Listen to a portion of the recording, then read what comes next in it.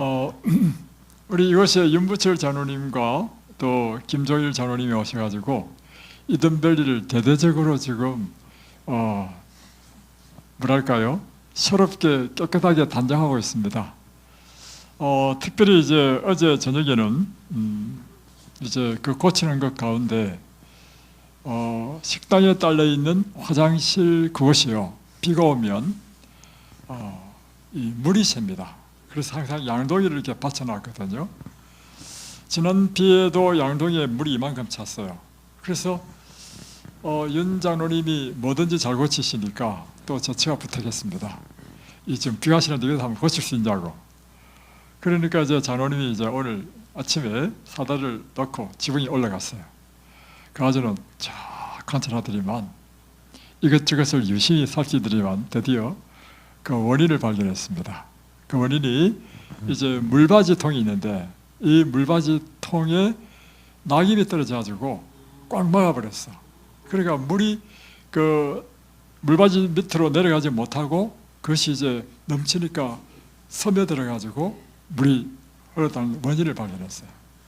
그래서 그걸 싹 다 빼버리고 물을 쭉 부어보니까 물이 안 흘러요. 물이 안 새요. 이것이 바로 천년치유의 원리입니다. 문제가 생기면 지금까지 우리가 어떻게 했는지 아십니까?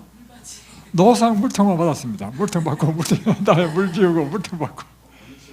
이게 뭐냐면 정상치료. 그러니까 원인을 해결하지 못하니까 계속 그냥 일어난 정상을 어떻게 치료할 수 있느냐? 물받이통으로 물 받는 것이 정상치료야. 여러분도 이렇게 하지 않았습니까? 약만 먹었죠? 뭐 수술 받고 뭐 항암 치료 받고 그죠? 그런데 이곳에서는 여러분이 원인 치료하는 곳입니다. 오늘 아침에 이제 식사하다가 이상목 선생님이 하시는 이야기 듣고 우리가 참 하나님께 감사를 드렸습니다. 이상목 선생님이 사실은 오실 때 그 건강보조식품, 야 그거 보니까 비싼 거예요. 얼마나 많은지 보니까 종류가 한 20가지 되는 것 같아요. 그거 먹어도 안 나는 사람입니다. 왔단 말이에요. 그 다 이제 일단 드시지 말았습니다. 드시지 말고 이곳에서 이제 과일 금식부터 시작했잖아요. 하니까 몸에 정상이 일어나.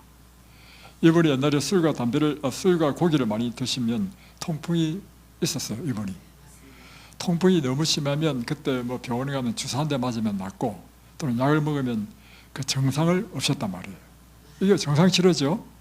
그런데 우리가 금식을 하게 되면 일어나는 일이요, 우리 몸에 나쁜 것들이요 다 밖으로 배출되기 때문에 통풍이 있는 사람은요 통풍이 더 심하게 막 성질이 납니다.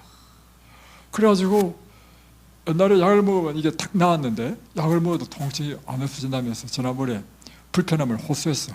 그러면서 하는 이야기가 이럴 때는 병원에 가지고 또 더 센 약을 주사를 한 대 맞으면 된대. 주사 맞겠다는 거야. 이야기했죠. 선생님, 지금 이제 병이 치료되는 과정입니다. 이때 주사 맞으면 치료가 중단돼 버립니다. 가지 못하게 하셨어. 그랬더니 그것도 점점점 해서 이제 없어지는데 지금 없어지는 건 뭐냐면요, 정상이 없어진 것이 아니고 이제 원인이 치료되기 때문에 앞으로 이제 통풍이 이제 없을 겁니다. 그런데 이제 그것만 없어질 뿐만 아니라 오늘 이제 오늘 5일째야. 이분이 폐암 환자잖아요. 폐암 4기, 엠파슨 전이된 말기 환자입니다. 이 폐에 통증이 있는 부분인데 이 통증이 사라졌대. 그리고 이 팔이 올라가지 않았는데 팔이 올라간대. 그리고 양치를 할 때 항상 이제 그 피가 나왔대요. 피도 안 나온대. 예. 그러니까 염증 치료되죠. 통풍 치료되죠. 다음 지금 폐 통증이 없다는 것은 뭐냐면 최소한 암은 성장은 멈췄고 줄어든다는 거 아니겠어요? 그러면 제가 여러분 질문합니다. 지금 이곳에서 똑같이 생활하는데 이상목 선생님만 이런 일이 일어나겠습니까? 똑같이 생활하는 우리 모두에게 똑같은 일이 일어나겠습니까? 그러면 우리 자매님에게도 똑같은 일이 지금 몸에서 일어나고 있어요? 왜 일어나다니 아니야. 예, 그렇죠. 그러니까 우리 자매님한테 일어나죠? 모든 사람에게 다 똑같이 일어나는 일이 뭐냐면 지금 여러분은 하나님께서 치유해 주시는 그 치유가 여러분의 몸에 일어나고 있는 것입니다. 그래서요, 특별히 중환 환자는요, 최소한 3달 정도 계십시오. 지난번에 말씀드렸죠? 2달밖에 못 산다는 가난한 환자가 3달 처음에 걷지도 못했어. 사람이 배가 말라지고 설사하고 밥도 제대로 못 먹었어. 3달째는요, 앞으로 이제 내일 우리가 이제 길을 열어줄 겁니다. 이제 전기톱으로 가가지고 이번 겨울에 눈이 많이 와서 나무가 다 쓰러졌잖아요. 나무를 다 자르고 길을 탁 트면 이 등산로가 아주 멋있는 등산로가 있어요. 진달래 따가지고 진달래 그 비빔밥을 해 먹어야 돼. 그러니까 하여튼 저 산을 가야 돼. 그래야 진달래 딸 거 아닙니까? 그 산을요, 그 걷지도 못하는 사람이 나중에는요, 다람쥐처럼 나르고 날마다 꼭대기 가면요, 하나님 앞에 막 크게 기도하고 오고. 그리고 이 사람이 뼈가 말란 사람이, 여러분 지금 여러분이 암이 있는 동안에는요 살이 안 찝니다. 왜냐하면 암이요 영양분 다 빼앗아갑니다. 그런데 이제 암이 낫기 시작하잖아요. 그때부터 이 사람이 똑같은 밥을 먹었는데도 불구하고 살이 뻥뚱하게 찌는 거예요. 이게. 여러분 걱정하지 마십시오. 그래서 이 천연치료는요, 하나님께서 치료해 주시는 것이고, 이 하나님의 방법대로 여러분이 그냥 삶의 질이 얼마나 높습니까, 여러분? 그죠? 삶의 질이 높은 가운데서 언제나 여러분 감사하십시오. 제일 중요한 건 여러분의 마음입니다. 그래서 항상 우리 마음속에 감사하고 행복하고 기쁜 마음을 가지고 다음에 하나님께 전적으로 자신의 마음을 바쳐야 돼. 두 마음을 품지 마십시오. 이럴까 저럴까 이것만큼 안 좋은 게 없어요. 완전히 하나님께 다 마음을 드리고요, 하나님 뜻대로 사시면요, 여러분의 인생의 모든 문제는 누가 해결한다는 것입니까? 하나님 해결하십니다. 그리고 여러분이 그걸 위해서 다니실 때, 산책 다니실 때 그 스마트폰으로 하나님의 강의, 우리 강의라든가 하나님의 말씀을 듣든지, 아니면요 스마트폰에 보면 뭐 피아노로 하는 찬양, 첼로로 하는 찬양, 이렇게 사람의 목소리가 나오는 거 말고 음악 반주만 나오는 찬양이 있잖아요. 그런 거를 항상 틀고 하나님의 찬미 속에서 이렇게 쭉 사시면 여러분의 생각과 마음이요 굉장히 편안해지고 여러분의 치료는 날마다 치료됩니다. 한번 올려줘요. 올려주면 그걸 클릭하면 되니까. 그래서 여러분 믿음을 가지십시오. 하나님께서는 어떤 분이시냐면, 하나님은 성경에 보면요, 우리를 사랑하셔서 우리를 위하여 자신의 생명까지 바치셨대. 그분이, 그래서 로마서 8장 28절로 32절 보십시오. 내 아들까지 주셨는데, 꼭 찾아보십시오. 로마서 8장 28절로 32절.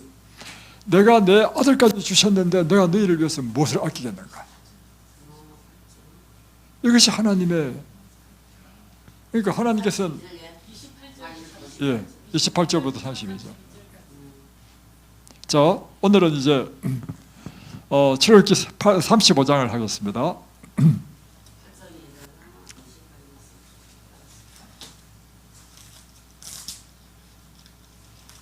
오늘은 출애굽기 35장을 하겠습니다.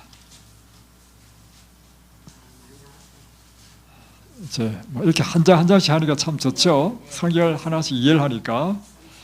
35장 4절부터 보겠습니다. 그 전에는 뭐냐면 2절에 보십시오.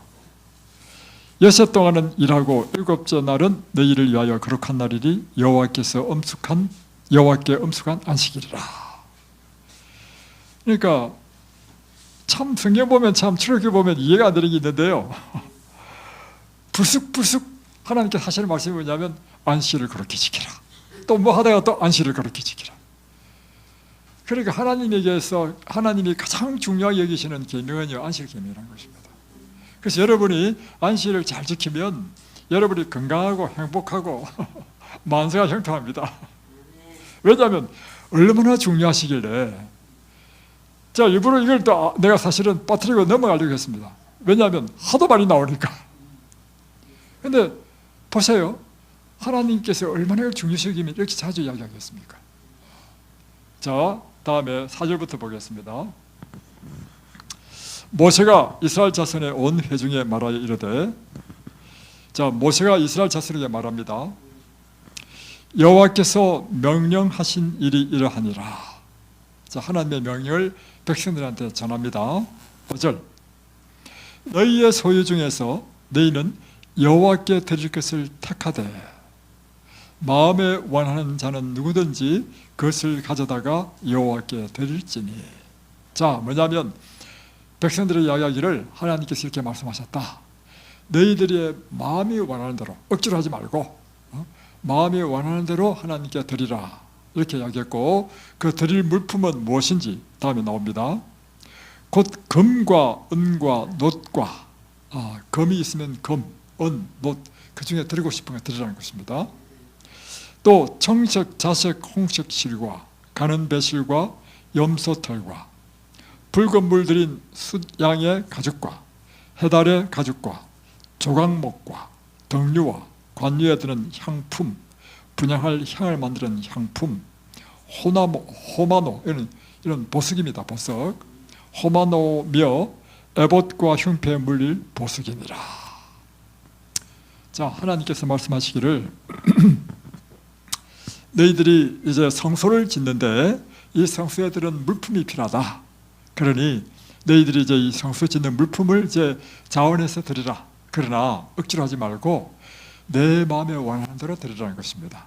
그런데 이 성소 짓는데 뭐가 필요하냐면 금이 필요하고 은이 필요하고 철이 필요하고 동이 필요합니다. 그뿐만 아니라 청색, 자색, 홍색 실이 필요하고, 다음에 붉은 물 들인 수양의 가죽도 필요하고, 여러 가지 필요한 게 많단 말이에요. 다음 조각목, 나무도 필요하다. 그러니 그 가운데, 다음에 보석도 필요하고, 그러니 너희들 가진 것 가운데 하나님께 드리고 싶은 거 드리라, 이렇게 한 것입니다. 그리고 10절에 보면 무릇 너희 중에 마음이 지혜로운 자는 와서 여호와께서 명령하신 것을 다 만들지니. 두 번째는 뭐냐면, 첫 번째는 너희가 드릴 걸 드리고, 두 번째는 너희가 중에 지혜로워서 뭘 잘 만드는 사람이 있으면 성소를 만들 때 와서 또 봉사를 하라, 이 말이에요. 자, 11절, 곧 성막과 천막과 덮개와 그 갈고리와 널판과 그 띠와 그 기둥과 그 받침과 정거개와 그 채와 속죄서와 그 가리는 휘장, 상, 기구, 전설병, 등잔대 등등등, 분향단, 쭉 나와요. 이런 것들을 만들어야 된다고 이거예요. 그리고 19절에 보면 뭐도 만들어야 되냐면 제사장의 옷도 만들어야 된다고요. 그래서 옷을 잘 만드는다는 사람은 또 와서 또 옷을 만들어라, 이렇게 했습니다. 그러니까 20절에 이스라엘 자손이 이제 자손의 온 회중이 모세 앞에서 물러갔다가 이제 21절 보면 그 마음이 감동된 모든 자와 자원하는 모든 자가 와서 회막을 짓기 위하여 그 속에 쓸 모든 것을 위하여 거룩한 옷을 위하여 예물을 가져다가 여호와께 드렸으니. 자, 그러니까 이제 성소 짓고 제사장 옷을 만드는 데 필요한 것을 가져왔습니다. 왔는데 22절, 곧 마음에 원하는 남녀가 와서, 계속해서 반복되는 것이 있는데요, 마음에 원하는, 그러니까 하나님께 드리는 것은요, 억지로 드리는 것은 하나님 원하지 않습니다. 하나님께 드리는 것은 마음에 원할 때만 드리라는 것입니다. 자, 그래서 팔찌, 귀고리, 가락지, 목걸이, 여러 가지 금품을 가져다가 사람마다 여호와께 금예물을 드렸고, 또 23절을 보면 청색, 자색, 홍색 실, 가는 배실, 염소털, 붉은 물들인 수양의 가죽, 해달의 가죽을 또 가져왔고, 24절 은, 놋, 다음에 조각목 가져왔고, 25절 청색, 자색, 홍색 실과 가는 배실을 가져왔고, 26절 마음의 감동을 받아 슬기로운 모든 여인은 염소털로 실을 뽑았으며, 또 모든 족장은 호마노와 및 에봇과 흉패에 물릴 보석을 가져왔고, 또 28절에 보면 등불과 관유와 분향할 향에 사용되는 기름과 향품을 가져왔고, 이렇게 해서 쭉 가져왔습니다. 그런데 여러분, 얼마나 많이 가져온지 아십니까? 다음에 36장 뛰어넘어서요. 자, 36장 5절 보십시오. 모세에게 말하여 이르되, 이제 이 성소를 짓는 사람이 말합니다. 백성들이 가져오는데요, 날마다 가져와, 날마다. 그러니까 일을 못할 지경이야. 그러니까 이제 모세 이야기합니다. 백성이 너무 많이 가져오므로 여호와께서 명령하신 일에 쓰기에 남음이 있나이다. 이야, 이스라엘 백성들이 얼마나 많이 가져왔으면 이제 그만 가져오라는 거야. 그러니까 이제 모세가 이야기합니다. 이제 6절에 모세가 명령을 내리며 그들이 진중에 공파하여 이르되 남녀를 물론하고 성소에 드릴 예물을 다시 만들지 말라 하며 백성이 가져오기를 그쳤다. 7절, 있는 저러가 모든 일을 하기에 넉넉하여 남음이 있었다. 이야, 정말 놀라운 일이죠. 예. 그들이 정말 마음에 기뻐서 자원해서 드린 헌물이 이렇게 넉넉하게 되어서 성소를 짓는 데 충분했다는 것입니다. 자, 그래서 30절에 보면 모세가 이스라엘 자손에게 이르되 볼지어다 여호와께서 유다 지파 35장 30절입니다. 유다 지파 홀의 손자요 우리의 아들인 브살렐을 지명하여 부르시고, 자, 브살렐이라는 인물을 지명해서 31절 하나님의 영을 그에게 충만하게 하여 지혜와 총명과 지식으로 여러 가지 일을 하게 하시되, 그러니까 브살렐이 이 모든 성소를 만드는 총책임자가 된 것입니다. 그래서 금과 은과 노스로 제작하는 기술을 고안하게 하시며 보석을 깎아 물리며 나무를 새기는 여러 가지 정교한 일을 하게 하셨고, 또 34절에 보면 또 한 사람 더 나옵니다. 단지파 아사막의 아들 홀리압을 감동시키사 가르치게 하시며 지혜로운 마음을 그들에게 충만하게 하사 여러 가지 일을 하게 하시되, 그러니까 이제 또 홀리압이라는 사람을 또 감동시키는데, 이 사람은 이 물건을 만들 때 한두 사람을 만들 수 있는 것이 아니고 여러 사람이 만들어야 되잖아요.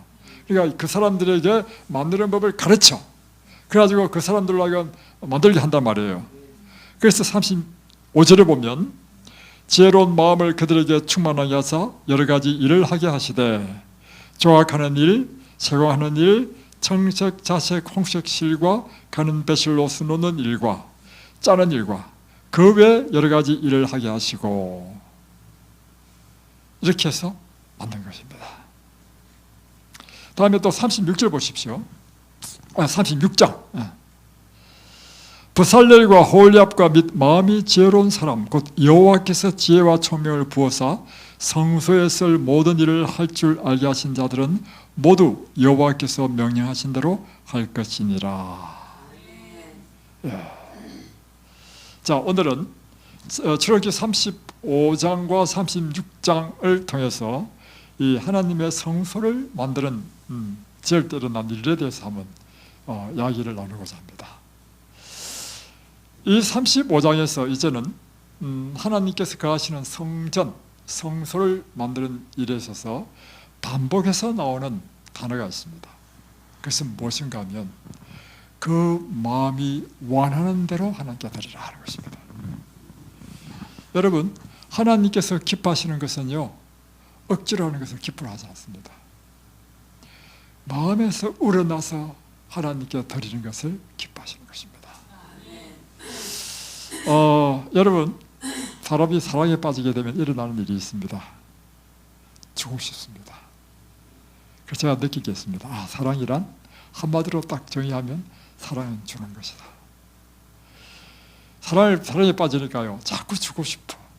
저체와 이제 열애할 때 뭔가를 자꾸 주고 싶어. 그래서 지난번에 한번 얘기했죠. 우리 옛날에 우리 교회 한 여지사님이, 한 여지사님이 이제 노처녀로 있었는데 어떤 목사님이 중매를 냈어요. 근데 이 처녀는요, 자기 아버지가 옛날에 그 군수였어, 군수. 굉장히 높은 직이죠. 그리고 대학까지 나오고 아주 스마트하고 예쁘고 머리도 똑똑한 사람이야. 근데 50대 때까지 처녀가 되었어. 이분이 이제 사실은 난소암 말기로 이제 20대 때 난소암 말기로 이제 병이 들었는데 천년치료로 완전히 나아버렸어. 그래가지고 그로부터 한 20몇 년을 막 이제 다른 사람에서 봉사하는 삶을 살다 보니까 혼기를 놓치고 교를 못하면 못 청해야 되는 거예요. 근데 목사님이 이제 중매를 하는데 누굴 중매냐면 그 고향이 전라도 화순이야. 근데 누굴 중매냐면 그곳에서 시골에서 이제 농사 짓는 분을 중매를 한 거야. 그러니까 제가 봐도 이게 객관적으로 이게 두 사람이 잘 어울리지 않을 것 같아. 한 사람은 아주 막 그 도시의 그 세련된 여인이고 한 사람은 시골에 농사 짓는 그 토박한. 근데 이 남자가 이 여자를 너무 사랑하게 됐어. 그러니까요, 이분이 이제 그 농사를 크게 하는 대농이 사는데 거기다 또 포크레인도 일을 해. 날마다 하루에 포크레인 하면 하루에 70만 원씩 받습니다. 날마다 포크레인 돈 받아가지고 갖다 주는 거야. 여러분, 처음에는 별로 마음에 안 들었는데요, 날마다 막 사랑에 빠지면 주고 싶잖아요. 날마다 70만 원씩 주문도 해보시죠. 어떤 남자가, 내가 처녀인데 어떤 남자가 나를 좋아하게 됐어. 했는데 이 남자가, 나는 별로 그 사람한테 마음이 없어. 근데 이 남자가 날마다 막 자기를 죽자고 사랑하고 막 돈을 갖다 줘. 70만 원씩이나. 한 달 모으면 얼마입니까? 한 20일 일한다 하더라도요, 1,400만 원, 1,500만 원이에요. 근데 한 달이 아니고 한 달, 두 달 계속 갖다 줘. 어떤 여자가 안 좋아하겠습니까? 그런데요, 여러분, 제가요, 하나님과 사랑에 딱 빠져보니까 일어나는 일이 있는데요, 막 드리고 싶어. 야, 근데 막 진짜 사랑은 주는 거더라고. 막 주고 싶은데 그때 제가 학생이었어요. 그러니까 직장에 다니지 않으니까 줄 게 없어. 그러니까 제 마음에 어떤 마음이 들었냐면, 내가 빨리 취직을 했으면 좋겠다. 취직하면 제일 먼저 하나님께 11조를 드려야 되겠다. 그게 제 마음의 소원이었습니다. 그러니까 사랑을 하게 되면 본능적으로 주고 싶은 것입니다. 지금 이스라엘 백성들이 바로 그와 같이 그 마음에서 원하는 것을 원해가지고 드리는 헌물을 드렸는데 너무 많이 들어가지고 모세가 이제 그만 가져와라. 오늘 여러분의 삶 가운데서도요, 여러분 해야 될 일이 뭐냐면 하나님과 사랑에 빠지는 것입니다. 그래서요, 이거는 잘못됐습니다. 하나님께 사랑도 빠지지 않은 사람에게 뭐 헌신하라, 뭐 헌금하라, 이게 말이 안 됩니다. 지금 내가 하나님을 사랑하지 않는데 무슨 헌신할 마음이 생기고 헌금할 마음이 생깁니까? 첫 번째 하셔야 될 일이 뭐냐면, 여러분이 하나님이 누구신지 알아야 되고, 하나님께서 나를 사랑하신다는 그 사랑을 딱 경험하게 되면, 사랑은 이런 것입니다. 하나님이 먼저 우리를 사랑하셨어. 하나님 우리를 사랑하시는 걸 딱 깨달아야만이 내 마음이 하나님을 사랑하게 돼. 우리는 하나님의 사랑을 경험해야 돼. 그래서 여러분이 이곳에 계시는 동안 날마다 말씀을 깊이 묵상하고 하나님이 나를 얼마나 사랑하는지, 그리고 내가 하나님 뜻대로 살아보니까 내 몸에서 놀라운 변화가 일어나고 치유가 일어나고, 그러면요, 여러분 자연히 그 마음의 문이 열려가지고 하나님 사랑하게 됩니다.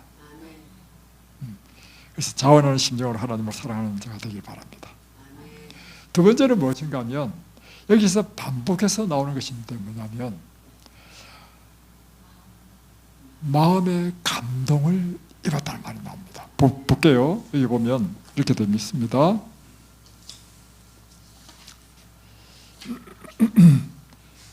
35장 30절 보면 모세가 이스라엘 자손에게 21절부터 보겠습니다.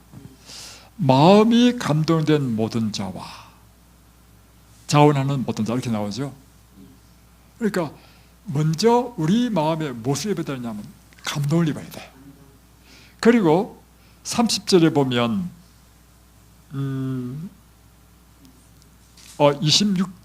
26절 마음의 감동을 받아 슬기로운 35장 26절입니다.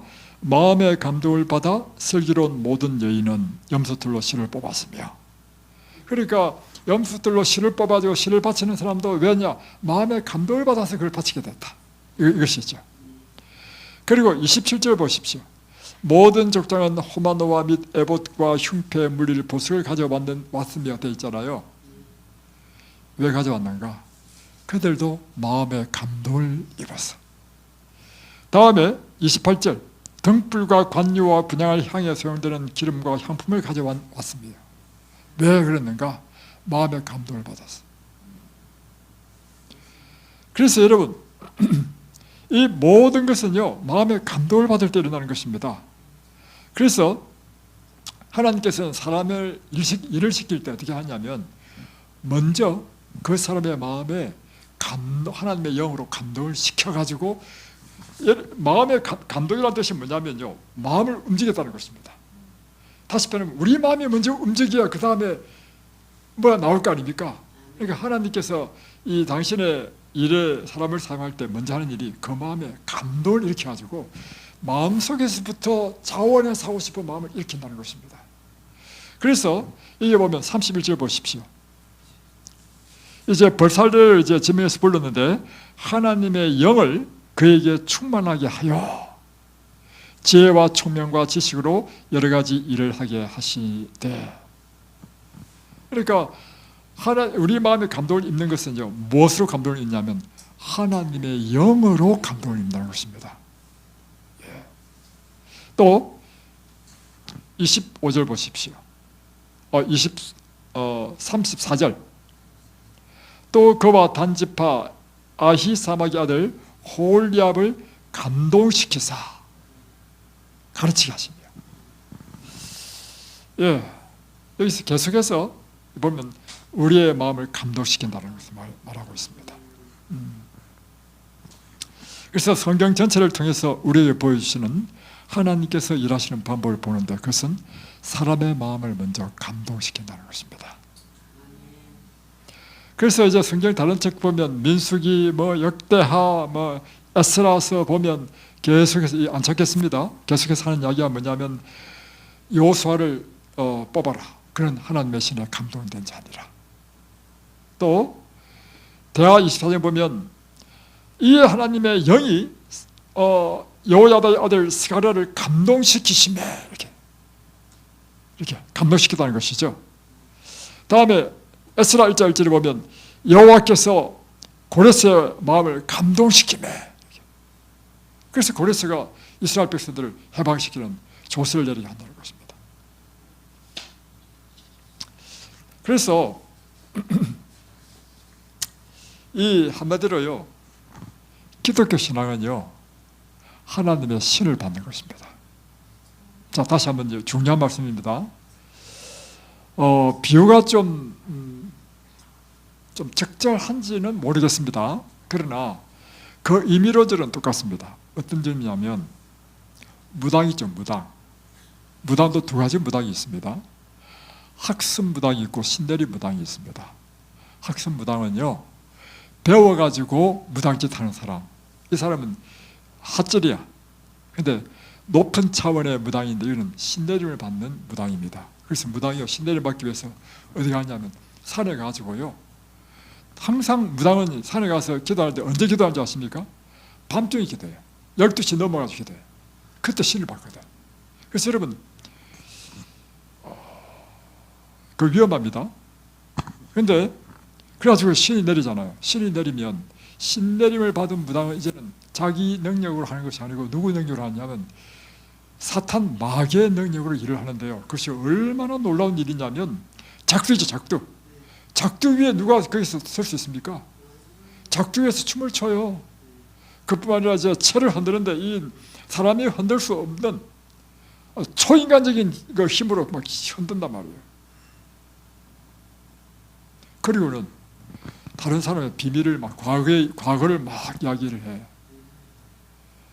여러분, 그랬어요. 분명한 사실이 있습니다. 우리 눈에 보이지 않지만 이 세상에는 크게 보면 두 신이 있습니다. 하나는 이 세상을 창조하신 하나님의 신이 있고, 하나는 타락한 천사가 마귀화된 사단 마귀가 있습니다. 이 사단 마귀가 하는 짓이 뭐냐면 온갖 귀신 노릇을 한단 말이에요. 그래가지고 사람의 몸에 들어가가지고 그런 점치고 무당짓하게 하고 하는 것입니다.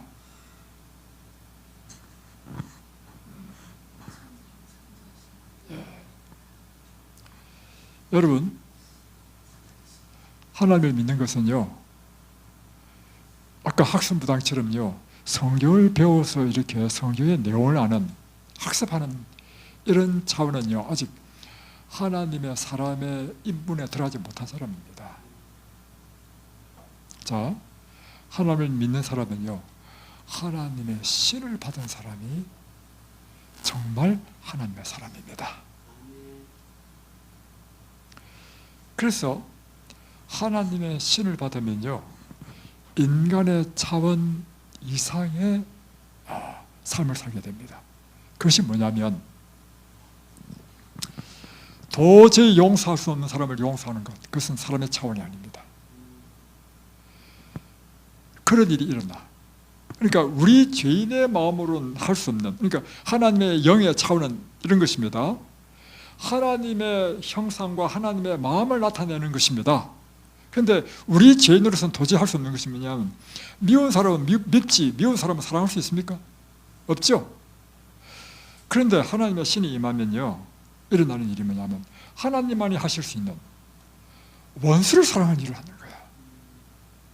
내가 나를 핍박하고 심지어 내 자녀를 총살시킨, 내 아들을 총살시킨 그 원수를요, 자기 양자로 삼았어.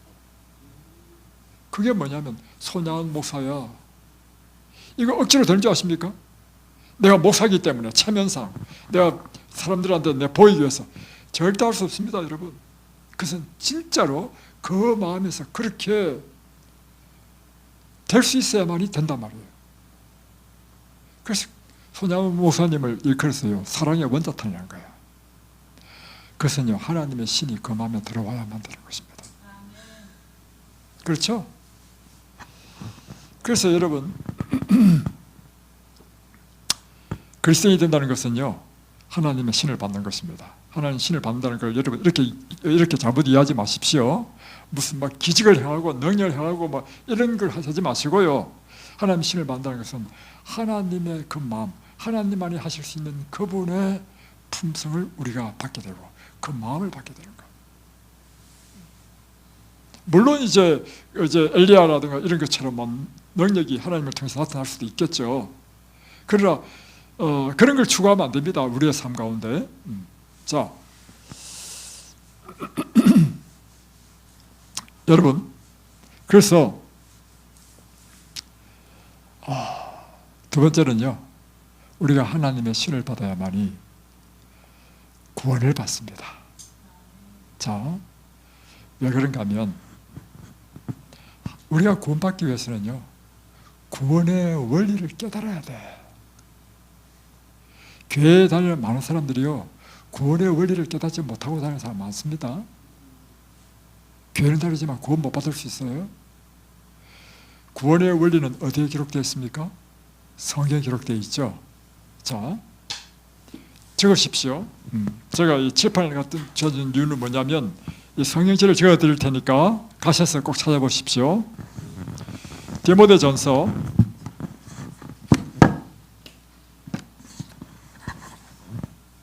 디모데후서 3장 16절, 다음에 베드로후서 1장 21절. 자, 어떤 내용이냐면, 디모데후서 3장 16절은요, 모든 성경은 하나님의 감동으로 된 것으로 교훈과 책망과 바르게 함과 의로 교육하기에 유익하니. 모든 성경은 뭐로 됐다고요? 성경은 하나님의 신으로 됐대요. 신의 감동으로. 하나님의 신이 뭐냐 하면 이게 성령이야, 성령. 성령의 감동으로 이 성경이 기록된 것입니다. 그러면 또 베드로후서 1장 21절은 뭐냐면, 예언은 언제든지 사람의 뜻으로, 예언이 뭐냐면 이게 곧 성경입니다. 성경은 사람의 뜻으로 된 것이 아니요, 하나님의 성령의 감동하심으로, 오직 성령의 감동으로 기록됐다, 이렇게 되어 있어요. 똑같죠? 그래서 여러분, 이 성경은요, 사람의 머리로 나온 것이 아닙니다. 성령이 감동하셔서 하나님께서 주신 글이란 말이에요. 그러면 이 성경을 이해하기 위해서는 무엇을 받아야 이해되느냐 하면, 우리 역시 똑같은 성령을 받아야만이 이 성령으로 기록된 성경을 이해할 수 있어요. 이해되시죠? 그래서 우리가 성령을 받아야만이 성경을 깨달을 수 있고, 성경을 깨달아야만이 구원을 받을 수 있는 것입니다. 그러니까 우리한테 가장 필요한 게 뭐예요? 성령 받는 것입니다. 성령 받는 것. 하나님의 신에 감동되는 것, 그것이 우리에게 필요한 것입니다. 여러분이 예수를 믿고 하는데 이 하나님의 이 마음에서부터 이 감동이 일어나는 성령의 감동을 경험하지 않고서는요, 신앙생활이 재미가 없어. 그런데 성령의 감동이 일어나면 일어나는 일이 있어요. 뭐냐면 하나님의 말씀이 달콤해져, 달아져. 말씀이 너무너무 감동을 받고 그렇게 되는 것입니다. 자, 이제 예수님께서 이제 설교를 하셨는데, 마태복음에 보면 13장에 씨 뿌린 자의 비유를 했습니다. 그 씨 뿌린 자의 비유가 뭐냐면, 농부와 봄에 이제 밭에 씨를 뿌린다고 해요. 씨를 뿌리는데, 어떤 씨는, 자, 잘 보세요.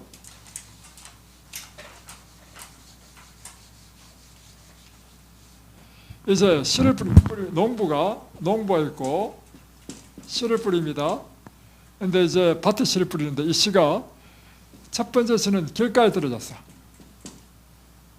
두 번째 씨는 돌짝밭, 셋째 씨는 가시덤불, 네 번째 씨는 옥토. 자, 여기서요, 씨는 무엇을 의미하냐면 하나님의 말씀을 의미합니다. 다음에 길가, 돌짝밭, 가시덤불, 옥토는 뭐냐면 이 말씀을 받는 사람들의 마음 상태,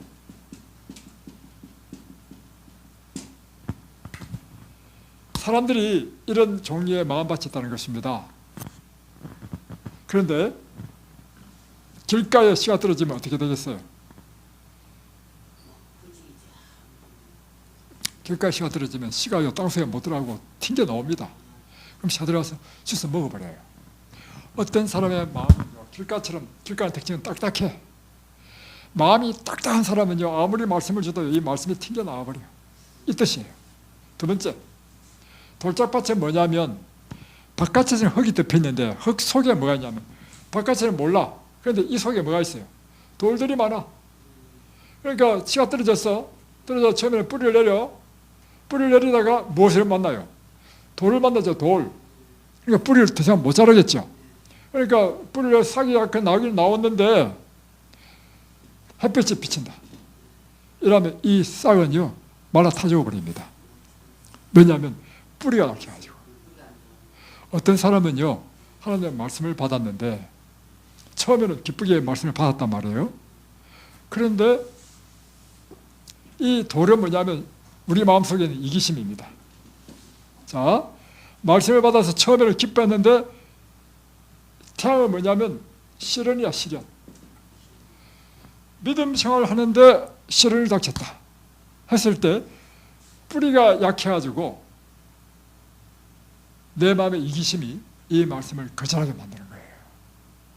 그런 사람을 돌짝밭이라는 것입니다. 자, 가시덤불은 뭐냐면 씨가 떨어졌는데 가시가 많아. 이 씨가 떨어져가지고 잘 보세요. 뿌리를 쭉 내렸어. 그리고 싹도 났어. 근데 더 자라려니까 지금 무엇이 막아요? 가시가 막잖아요. 못 자라. 이 가시는 뭐냐면 사람들의 마음속에 있는 염려, 재리의 유혹. 재리의 유혹이라는 게 뭐냐면 내가 예수 믿다가는 내가 이거 내 사업에 방해가 되는데, 내가 이 하나님 말씀대로 살다 보면 여러 가지 어려움이 있는데, 이런 염려들. 또는 온갖 세상의 염려가 꽉 차 있으면요, 하나님의 말씀이요, 우리 마음에 자랄 수가 없어요. 근데 옥토는 뭐냐면, 그야말로 잘 지금 다 갈아놨죠. 잘 갈고 돌은 다 골라내고 다음에 비료를 흠뻑 뿌린 이런 것이 딱 쳐들어지면요, 이 씨가 뿌리를 쫙 내리고 막 쫙 자라는 거예요. 그래서 열매를 많이 맺게 된다는 것입니다. 여기에 보면 이 좋은 밭에 뿌려졌다는 것은 말씀을 듣고 깨닫는 자였습니다. 그러니까 여러분의 마음속에 성령께서 역사하시도록 여러분이 여러분 마음속에 있는 모든 이기심, 돌짝밭, 이런 세상의 염려, 또 마음을 딱딱하게 하는 것, 이 모든 것이 다 제거되어야만이 성령께서 우리 마음속에 역사하시고 우리의 생애 가운데 놀라운 삶의 변화를 일으킨다는 것입니다. 자, 하나님이 사람을 인도하시는 방법을 말씀드리겠습니다.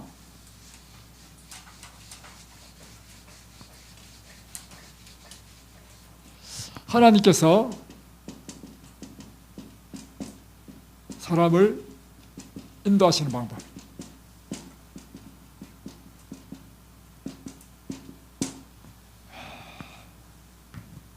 첫 번째, 구원은 하나님의 말씀을 들음으로 구원이 시작됩니다. 그래서 첫 번째는 하나님이 인생의 여러 가지 섭리를 통해서 하나님의 말씀을 들을 수 있는 기회를 줍니다. 예를 들면 이와 같은 것이죠. 내가 갑자기 암이 걸려가지고 어떻게 생각해보면 이든벨리에 왔다. 이든벨리에 와서 보니까 이곳에서 하나님의 말씀을 쭉 들으면서 내가 새로운 사실을 깨닫게 되었다. 이겁니다.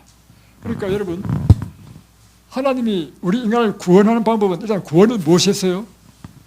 하나님의 말씀을 들어야 구원을 받아. 그러니까 첫 번째는 말씀을 들을 수 있는 기회를 인도하시는 거야. 여러분이 이곳에 오신 것은요, 첫 번째 인생의 섭리를 통해서 하나님께 인도하신 것입니다. 두 번째는 뭐냐면, 말씀을 배울 때 하나님께서 뭘 하냐면 성령으로 여러분의 마음을 막 두드리셔요. 두드립니다. 다시 표현하면 감동을 막 불어넣어 주는 것입니다. 그래서 여러분, 말씀을 전할 때 여러분의 마음속에 그렇구나, 깨달음, 또 내가 몰랐구나, 내가 이렇게 잘못 살았으니 이렇게 병이 걸렸구나, 내가 앞으로 이렇게 살아야 되겠다. 이것이 뭐냐면 누가 하시는 일이냐면 성령께서 하시는 일이라. 성령께서 여러분의 마음을 두드리시는 것입니다. 자, 다음에 세 번째 해야 될 일이 뭐냐면, 이까지는 하나님께서 하시는 것이고, 세 번째 뭐냐면 하나님께서 여러분의 마음을 두드리실 때 여러분이 하실 일이 있어. 마음의 문을 열어야 됩니다.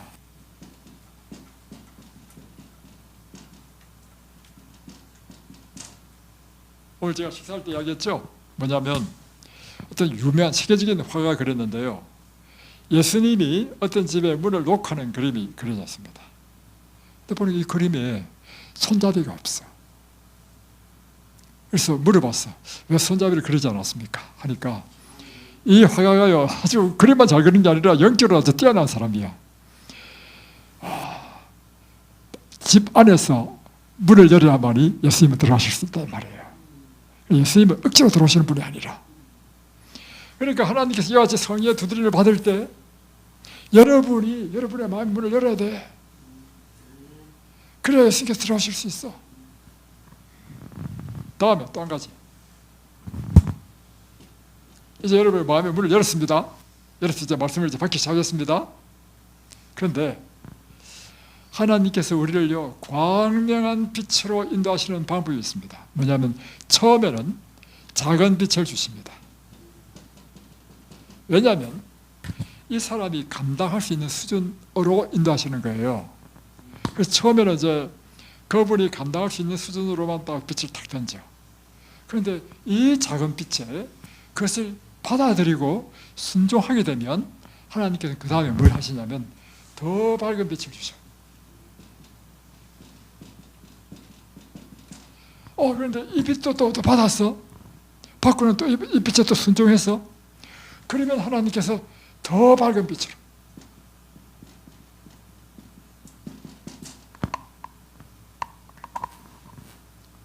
그랬어요. 나중에는 완전한 하나님의 빛으로 인도하신다는 것입니다. 여러분이요, 대부분의 사람들이요, 이 작은 빛을 받았을 때 두 부류로 나뉩니다. 그거를 받아들이는 사람이 있고 거절하는 사람이 있어요. 거절하게 되면 그 다음부터는 하나님께서 더 밝은 빛으로 인도할 수가 없어요. 왜 거절하는가? 이 빛을 받으면 내가 기존에 내가 생활하던 것에 이게 뭔가 개혁을 해야 되는데, 내 옛날 살던 방식하고 다른데, 내 삶을 바꿔야 되는데, 그것을 고민하다가 그 삶을 바꾸기를 거절하면 정한 빛을 거절하는 것입니다. 여러분, 그래서 여러분, 이 빛을 받아들이는 것은요, 내 삶의 개혁을 필요로 하고, 내가 결단을 필요로 하고, 결심을 필요로 하기 때문에 쉬운 일이 아닙니다. 그 결단이 있어야만이 하나님께서는 그래? 그러면 그 다음에 더 밝은 빛을 인도하시는 것입니다. 그래서 여러분의 삶을요, 궁극적으로 완전히 하나님의 사람으로 바꾸는 것이 하나님의 목적인 거예요. 그런데 여러분 이렇습니다. 자, 이 원리를 잘 들어보십시오. 원리 이렇습니다. 여러분이 예수를 믿는다는 것은 이와 같은 것입니다. 비행기 활주로가 있습니다. 활주로가 있는데 여기에 비행기가 있어요. 이 비행기에 누가 타느냐면요, 내가 타 있는데 이 비행기가 내야. 근데 이 비행기가 가려면 누가 타야 되느냐면요, 조종사가 타야 돼. 이거 뭐 조종사죠? 타야 돼. 이 조종사가 누구냐면 예수님이야. 그래서 예수님을 우리의 조종사로, 우리의 주인으로 모실 때 우리의 그리스도인 삶이 시작되는 거예요. 자, 처음에 보세요. 이 비행기가 갈 때요, 활주로를 막 아주 고속 질주하죠. 질주하면서 쫙 뜨잖아요. 비행기가 가장 위험할 때가 언제냐면 처음 땅에서 위로 뜰 때 막 기체 흔들리잖아요. 이때가 뭐냐면 여러분이 이제 처음 신앙생활을 시작해가지고 하나님의 말씀을 받고 그 말씀에 순종할 것이냐, 작은 빛에 대하여 여러분이 어떻게 반응하냐, 그 상태에 있는 것입니다. 그래서 여러분이 신앙의 초기에는요, 그 생활을 바꾸고 삶을 개혁하는 것이 나에게 굉장히 큰 불편이고 이렇다 느껴진단 말이에요. 그런데 이것이 쫙 계속해서 이 말씀대로 순종해서 삶을 개혁해 나가면요, 이것이 드디어 해발 한 2,000m, 1,000m 이렇게 막 비행기 나르잖아요. 여기에 딱 와버리면요, 비행기는요 고요해. 엄청난 속도로 달리더라도요, 요동을 느끼지 못해. 여러분의 신앙이 이렇습니다. 이제 여러분의 이 작은 빛을 계속해서 받아들여서 큰 빛으로 딱 오잖아요. 그때부터는 여러분의 신앙생활이요, 여러분의 삶 가운데 얼마나 편하고 행복하고 이것이 편한지 몰라. 여러분의 상태가 지금 이 상태에 있는 거예요. 그러니까 내 기존에 내 모든 걸 다 바꿔야 돼. 먹는 것도 바꿔야 되고, 삶의 방식도 바꿔야 되고. 그러나 이 변화가 있어야만이 뭐가 있어요? 그 다음에 발전이 있는 것입니다. 그리고 더 나아가면 완전한 평안. 그래서 여러분, 고수하고 초보가 다르죠. 여러분이 지금 고수가 돼야 되는 것입니다. 그래서 여러분이 이 하나님의 성령의 감동에 여러분의 마음의 문을 여십시오. 이 마음의 문을 여시면요, 놀라운 생명이 벌어집니다. 자, 시간 많이 지났지만 한 가지만 더 말씀드리겠습니다.